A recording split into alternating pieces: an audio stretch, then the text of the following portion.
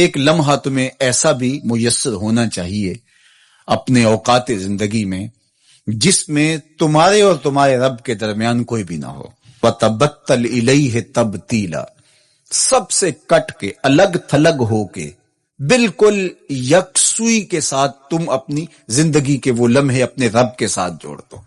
جس طرح ایک روایت میں فرمایا لی مع اللہ وقت لا یسعنی فیہ نبی مرسل ولا ملک مقرب، میرا اور میرے رب کا معاملہ کبھی ایسا ہوتا ہے درمیان میں نہ کوئی فرشتہ ہوتا ہے نہ کوئی رسول اور پیغمبر ہوتا ہے، وہاں میرا اور میرے رب کا ہی معاملہ ہوتا ہے. تو یہ یکسوئی کے لمحات ہیں. تو ہمیں بھی حضور علیہ الصلوۃ والسلام کے سینے سے نور لے کے اپنی زندگی میں کچھ ایسے اوقات مقرر کرنے چاہیے، اور وہ بہترین وقت میرے رب نے خود بیان فرمایا ناشیۃ اللیل ہے، وہ سحری کا وقت ہے، وہ رات کے لمحے ہیں، وہ پچھلے پہر کی مبارک گھڑیاں ہیں جب رحمتیں چھم چھم اتر رہی ہوتی ہیں اور اللہ کی رحمتیں بندے کا استقبال کر رہی ہوتی ہیں.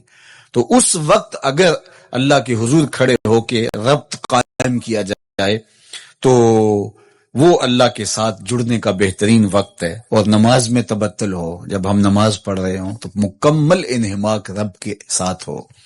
سیدنا علی المرتضیٰ رضی اللہ تعالیٰ عنہ کے بدن میں تیر لگا ہے اور وہ نماز میں مصروف ہیں اور تیر نکال لیا جاتا ہے. جب سلام پھرتا ہے تو پھر آپ کو پتہ چلتا ہے کہ یہ تو جو ہے وہ تیر تھا جو نکال لیا گیا. تو یہ انہماک ہے، رب کے ساتھ انہماک.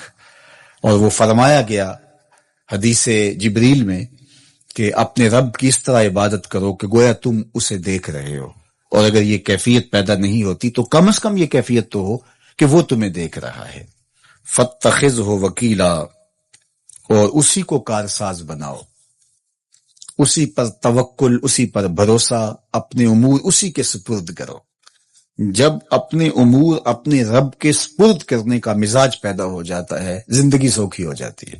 تدبیر کریں، اس کے لیے حکمت عملی ضرور آپ وضع کریں، لیکن کچھ کام کر کے اللہ پہ چھوڑ دیں. اگر توکل بھی یہی ہے کہ آپ گھٹنا بھی باندھیں اور سپرد اللہ کے کر دیں، اسی کی طرف سے کام ہوتے ہیں اور وہی کارساز حقیقی ہے.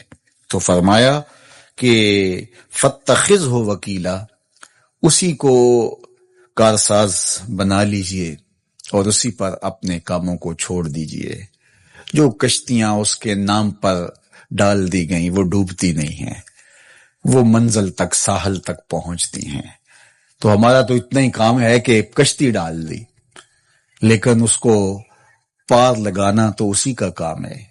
تو اسی لیے ہم سواری پر بیٹھتے ہوئے کہتے ہیں کہ مالک اس کو مسخر تو نے ہی کیا ہے ہمارے لیے، ہمارے میں طاقت تو نہیں تھی کہ اس کو مسخر کر سکتے.